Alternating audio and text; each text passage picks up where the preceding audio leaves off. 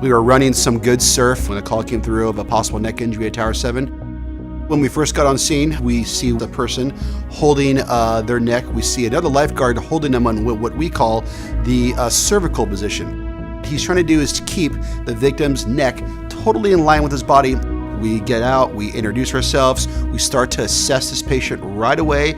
How bad is this? What exactly happened? What are you feeling right now? Then once we make our initial assessment, we go ahead and then inform the patient what steps we'll be taking for his benefit to get him to the hospital the safest way possible. And that's exactly what we did with Andrew. It's very fulfilling to someone who's young like Andrew, who's gonna have his whole life ahead of him, to have a full life and not have any deficits, because we're there to help. That's our job, to help this person, to give that person the best chance of a full recovery. There are a lot of people who we do pull out of the ocean who never make a recovery. I started practice at Hoag in 1985, just prior to me getting there. They had one summer, probably the summer of '79, they had quadriplegic patients. They're all young guys, they're out having a good time. They think they're invincible, we all do. And they're not invincible when it comes to being in the ocean. You can imagine, I mean, you've taken somebody and permanently changed not only their situation, but their whole family. And everybody's in the situation where they all think they're going to be the one person to regain neurological function. Sometimes that does occur, but most of the time it doesn't. And sometimes it's beyond devastating.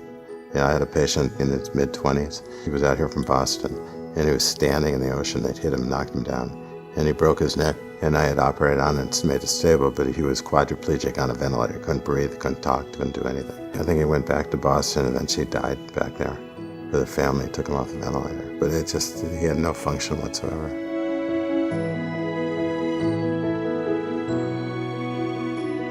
It was a normal day at the beach, so my friends and I, we went down there to go hang out a little bit. We jump in the water, we start doing some body surfing. It was a shore break wave, and I didn't back out of it in time. I ended up going head first. When the wave crashed, I went over the falls, hit my head on the sand. I heard this big pop in my neck. So once the wave stopped tossing and turning me, I got up, and what I did is I kind of gave myself a neck brace. I held my neck up because I remember hearing this pop. I got out of the ocean, and I actually walked out to the lifeguard stand. I still had a lot of adrenaline going. Then about 2 or 3 minutes, I started getting intense pain.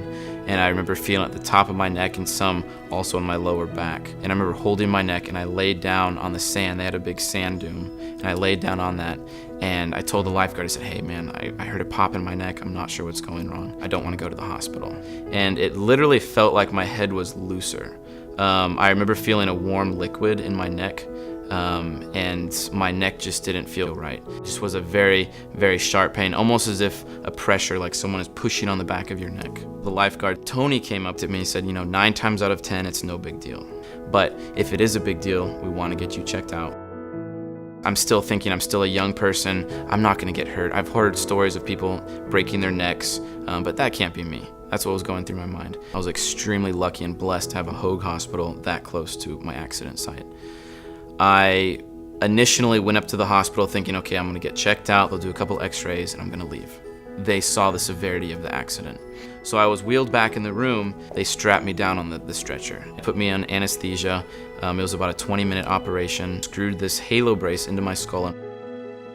The halo was a permanent neck brace. It was screwed into my skull at 4 points, 2 in the front and 2 in the back, and was never able to take it off for 4 straight months. And then after that, I was in a hard collar for 2 months. Then I was in the neck brace. I wasn't able to do really anything. I had to drop out of classes in college. And for about a year, I had to take life extremely slow. This will be completely ongoing. Right now, I'm very blessed and happy to say I have no pain. And the reason I have no pain is because of the knowledge of Tony. And I believe if it wasn't for Tony, I probably would have walked. I probably would have gotten up. I may have moved my neck wrong, and I could have been a quad. I feel extremely fortunate, extremely fortunate. Project Wipeout speaks specifically on those things that I did wrong that day. And if I would have read on what they were, educated myself before I went to the ocean, I think it would have been a completely different result. I haven't been body surfing since the accident. I don't fear the ocean, but I respect it a lot more. My take on lifeguards: listen to them. If they say you need to go to the hospital, go to the hospital. I was a young kid. I was energetic. I was athletic. I was strong, and I didn't think I could get hurt. I thought I was stronger than my injury, and I wasn't. I wasn't.